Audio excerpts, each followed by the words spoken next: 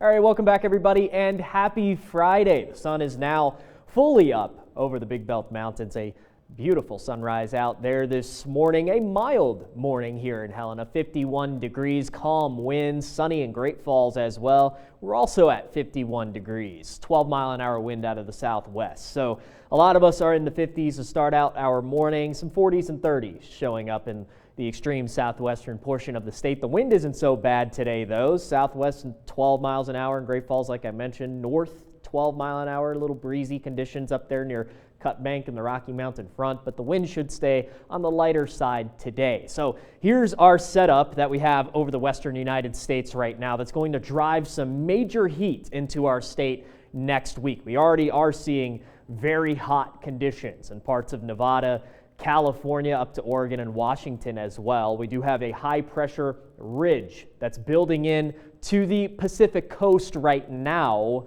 At least for us here in Montana, we're still in this trough. So this is the jet stream right here that usually separates our air masses. So we're in a stormy and mild setup right now, but this is slowly going to continue to work its way eastward over the weekend and into next week, where it will give us temperatures in the 90s and hundreds. Notice all those heat advisories on the Pacific coast, and we do have an excessive heat watch in place for parts of western Montana already. This is for Tuesday and Wednesday of next week, all the way up Eureka, down the plains and Paradise, Missoula included in that as well. Temperatures in the upper 90s to low 100s on Tuesday and Wednesday for that area. So if you're out there, make sure you have a way to stay hydrated and have a way to get indoors. Also, we have an earthquake out here in the Swan Range, just to the east-northeast of Seeley Lake. This was at 4:46 this morning, a depth of about 6.2 miles.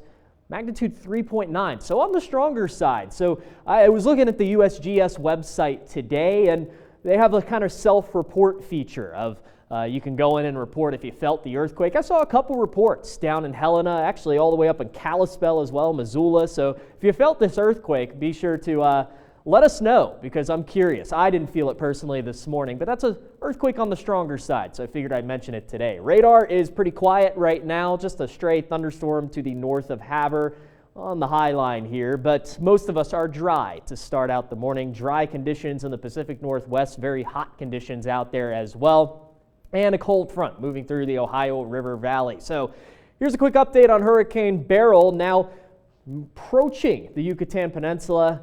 Landfall is imminent over the next hour or so.